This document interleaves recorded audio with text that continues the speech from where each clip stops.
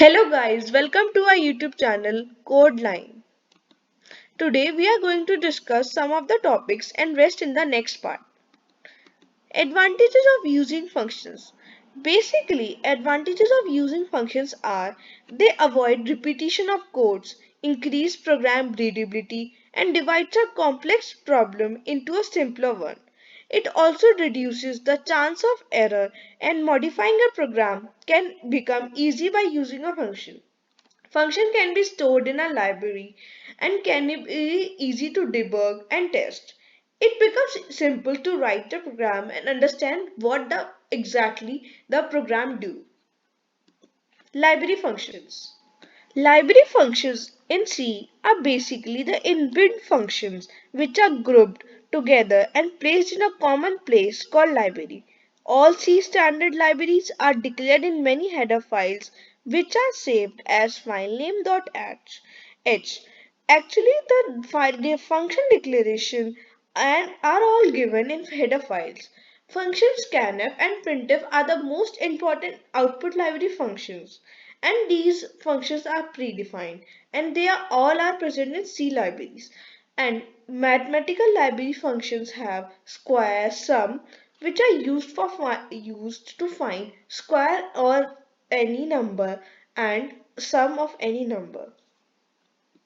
User defined functions. User defined functions are basically user create their own functions to perform some specific task.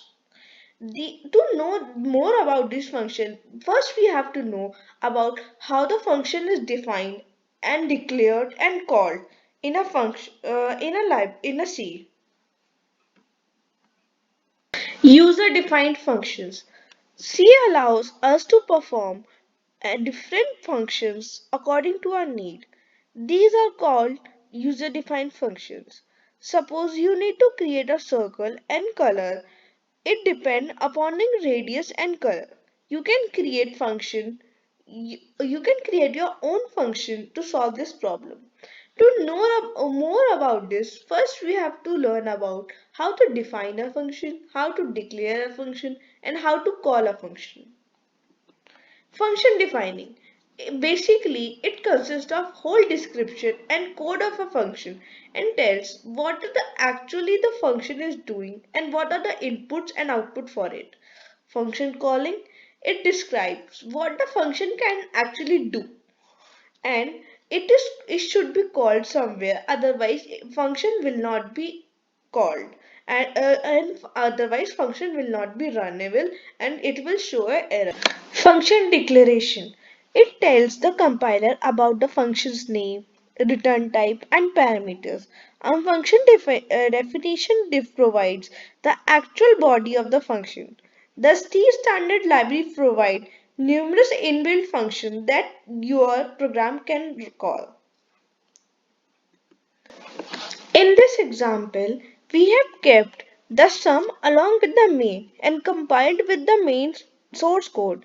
While running the final executables, it will produce the sum of two numbers. To call a function, basically you need to pass the arguments and along with the function name. And if the function returns a value, then you can store the return value. And similarly, here sum of two numbers will be printed. Return statement. Return statement returns the flow of execution of the function from where it is called. As soon as the statement is executed, the flow of program stops immediately and returns the control from where it was called. The return statement may or may not return anything for a void function, but for a non-void function, a return value is a must. It can appear anywhere inside the function of a body. Function arguments. The calling functions send some value to the called function for communication, and these values are called arguments or parameters. These are of two types, actual arguments and formal arguments. The variable declared in the function prototype or definitions are known as formal arguments, and the value that are passed to the called function from the main function is known as actual arguments. The actual arguments and formal arguments must contain a number, type, and order. Here is an example of formal parameter and actual parameter. In this program, multiple is called 4 times. Function multiple is a function that is called 4 times. The variables x and y are formal arguments of multiple. First time when the function is called, actual parameters m and n are initialized to x and y, that is formal arguments with the value of m and n, that is 6 and 3. Then p is returned as 18. Second time when the function is called, actual parameters 15 and 4. So this time x and y are initialized as 15 and 4. Then p is returned as 6. Similarly, third time when the x and y are initialized with value m plus n is equals to 9 and m minus n is equals to 3, then p is equals to 27. In the fourth call, the first argument is a constant value, that is 6.